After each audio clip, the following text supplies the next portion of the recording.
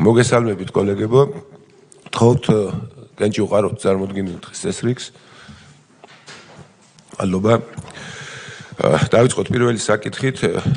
საქართველოს პარლამენტის წევრების მიერ საკანონმდებლო ინიციატივის წესით წარმოდგენილი საქართველოს კანონ პროექტი ელექტრონული კომუნიკაციის შესახებ საქართველოს კანონში ცვლილების შეტანის თაობაზე მესამე მოსმენით წარმოდგენილი აღნიშნული კანონ პროექტი მოხსენებელი საქართველოს პარლამენტის წევრი ბატონი ლევან მაჭავარი. ბატონ ლევან. მადლობა ბატონო თავმჯდომარე, მოგესალმებით კოლეგებო, ძვირფასო საზოგადოება. მესამე მოსმენით წარმოგიდგენთ კანონ პროექტს ელექტრონული კომუნიკაციების შესახებ საქართველოს კანონში ცვლილების შეტანის შესახებ. კანონ პროექტში განხორციელდა რედაქციული ხასიათის ცვლილებები, რომელზეც კიდე კონსულტაციას გავდივართ იურიდიულ კომიტეტთან და დეპარტამენტთან უკაცრავად და უკვე საბოლოო სახით შემდეგ კვირაში, სასესიო კვირაში უკვე საბოლოო სახე იქნება მიცემული და მანდ წარმოგიდგენთ უკვე საბოლოო რედაქციით. კარგით. რამე კითხვები გვაქვს?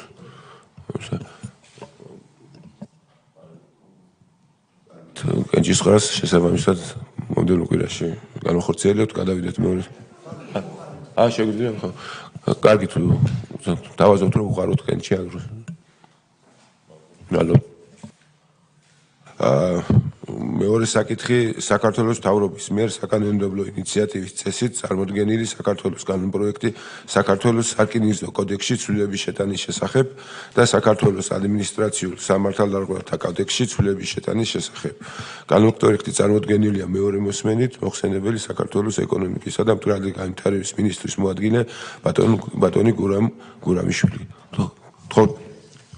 თხოვთ მიყვეთ უხლობრივად განვიხილოთ აღნიშნულს. მადლობა. მუხლი პირველი პუნქტი განხორციელდა თუ არა ცვლილება? მოგახსენებთ ბატონო თავმჯდომარე, მუხლი პირველი მუხლის მეორე პუნქტში შევიდა ცვლილება. კერძოდ, აქვე პუნქტში ამოღებული იქნა ფრაზა მიუხედავად ბილეთის ფორმისა და დარჩა ჩვეულებრივად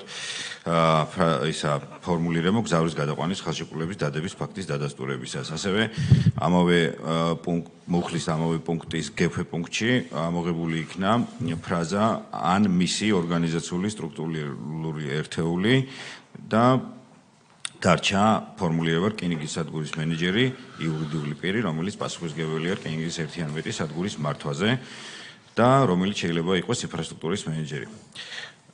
ასევე ცვლილება შევიდა პირველი მუხლის მესამე პუნქტში და 6.1 მუხლის მეოთხე ნაწილის მეექვსე ქვეპუნქტი ჩამოყალიბდა რედაქციით სააგენტო ამ კოდექსითა და საქართველოს კანონმდებლობით განსაზღვრული საკუთარი ფუნქციების შესრულებად უფლებამოსილია საჯარო დაწესებულებისგან ან ნებისმიერი პირისგან გამოითხოვოს ნებისმიერი დოკუმენტი.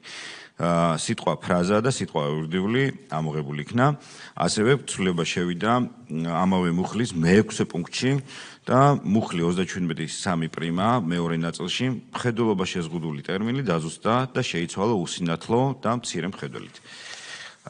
ასევე ამავე ქვეპუნქტის 37 მეხუთე პრიმა მუხლის მეორე ნაწილში რედაქციული ხასიათის ცვლილება შევიდა და ტერმინი ფუნქცია მოვალეობის შესრულება ჩანაცვლდა უფლებამოსილებით.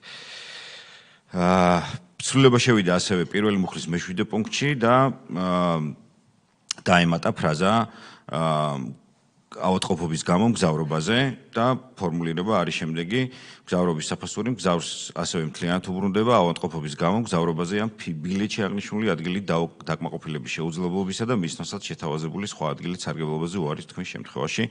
ეს იყო სულ ცვლილებები, რაც განიცადა პირველი მოსმენის შემდეგ სარკინიგზო კოდექსში ცვლილებებმა.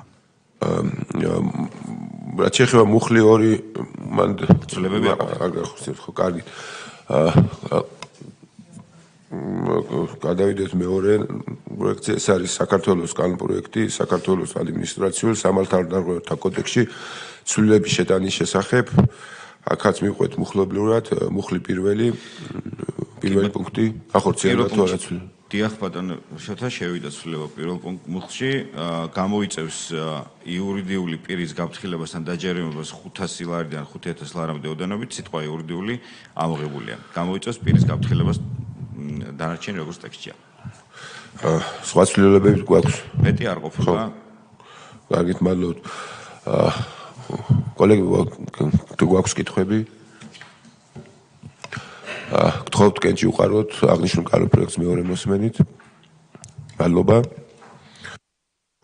დღეს სულ ეს არის, დღევანდელი კომიტეტი დასრულებულია. მადლობა, მოგზაურობთ. დიდი მადლობა.